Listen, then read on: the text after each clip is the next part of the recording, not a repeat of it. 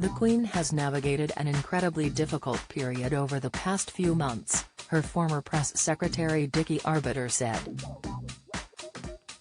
Mr. Arbiter, who worked for the Queen between 1988 and 2000, cited Meghan and Harry's damaging claims and interviews, the lockdown and the death of Prince Philip as the knockbacks experienced by Her Majesty. He told The Sun Online, "She has had knockbacks, obviously the biggest one is the death of Prince Philip on April 9. Plus the Harry and Meghan she says, the Oprah interview, the Apple documentary on mental health." Speaking to Ms. Winfrey in a 2-hour-long interview first broadcasted in early March, Meghan and Harry accused the royal family of neglect and racism. Prince Harry also spoke about his strained relationships with Prince Charles and Prince William.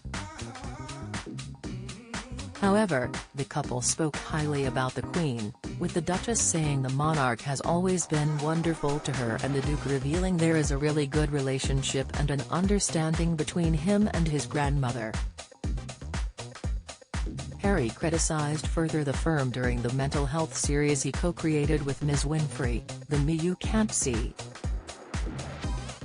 There, he accused the royal family of total neglect when he and Meghan were asking for help in the wake of intense online abuse and media scrutiny. The Queen, Mr. Arbiter added, enjoys meeting people. Therefore, the months spent not being able to see anybody but her husband and the reduced staff isolating with her at Windsor Castle must have been very difficult for the Queen, he said. However, Mr. Arbiter added, the Queen appears to be coping incredibly well despite the setbacks. He said, "It's all about duty. It's not about turning your back on family issues, but life does have to go on and with her life does go on." Speaking about the Queen's recent public engagements, Mr. Arbiter said, "There's a new spring in her step. She's had a lot to contend with but she's come out of it. She's very stoic, very pragmatic. I think she's being very cheery, but then we're all coming out of lockdown, we're all coming out of restrictions, unless we can be positive about it, why be gloomy?" The Queen, who is the longest-serving British monarch, carried out several engagements this month. On June 11, she travelled to Cornwall to meet leaders at the G7 summit, after holding an audience over the phone with Canada's Prime Minister Justin Trudeau. At the Eden Project, she met for the first time US President Joe Biden and the First Lady Dr. Jill Biden, who were the Queen's guests 2 days later at Windsor Castle.